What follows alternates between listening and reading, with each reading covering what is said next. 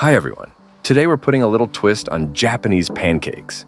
So grab 2 eggs and separate the whites from the yolks. Make sure you do this carefully. Even just a tiny bit of yolk can mess it all up. We're still working with simple ingredients in this version.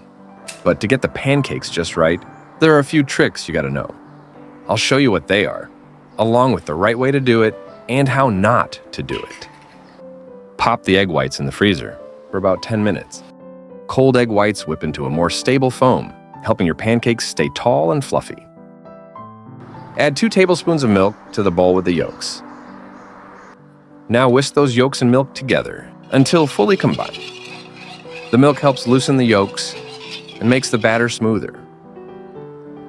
Next up, toss in 2 tablespoons of all-purpose flour.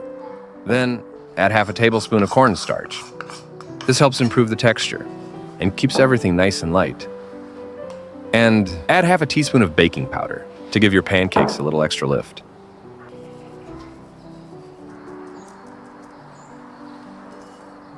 Now whisk it all together. The batter's going to be thick and might get stuck in the whisk a bit, but that's totally fine. This is what it should look like. Take those egg whites out of the freezer and start beating them on low until they turn foamy. As soon as the foam shows up, toss in a 1/4 teaspoon of cream of tartar.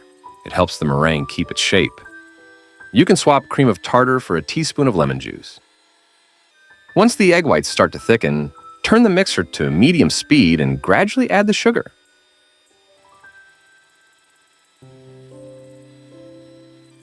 A couple minutes in, and the egg whites seem to be looking good at this point. This is what we've got after 2 minutes. You might think we're done, but not really. If we use the egg whites now, even if they just reach stiff peaks, our batter will end up too runny. That's why we need to keep beating the egg whites until they thicken and turn glossy. It takes me about 5 minutes. And here's what you're aiming for. The egg whites should hold their shape and stay put, even if you turn the bowl upside down. See how it sticks to the spatula and doesn't slide off? Even when I flip it over, it holds its shape. That's exactly what we need. All right, time to bring the 2 mixtures together. Add a spoon or 2 of the fluffy whites into the yolk mix. Use a whisk to mix everything together until it's smooth and combined. You just want to loosen up the mixture a bit. Could be better than that, so I'm adding a bit more egg white. And I'm going to give it another quick whisk. This is the consistency we're going for. Thinner, but not watery. Now pour this mixture into the rest of the egg whites. And now comes the important part. Use a silicone spatula to gently fold it in. Do not use a mixer or a whisk. The 2 mixtures should come together, but without losing that airy texture. Here it is, nice and smooth. When you flip it over, it stays put and doesn't slide off. That's exactly how the batter should be. Now here's another key part, the heat. You want to cook these on low, just like this. If it's too high, uneven slightly, the pancakes will puff up too fast and then collapse just as fast. So keep the heat low for the best results. Next, lightly grease the pan, just a thin layer. I recently got this oil spray, super handy and way easier than pouring straight from the bottle. If you want one too, there's a link in the description below. While the pan is heating up, transfer the batter into a piping bag. If you don't feel like using a piping bag, just spoon the batter straight onto the pan.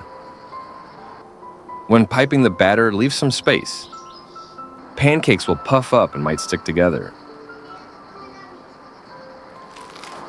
Now add a few drops of water. This creates steam, which helps the pancakes puff up nicely. Cover with a lid, and don't lift it for the first 3 minutes, or your pancakes will collapse.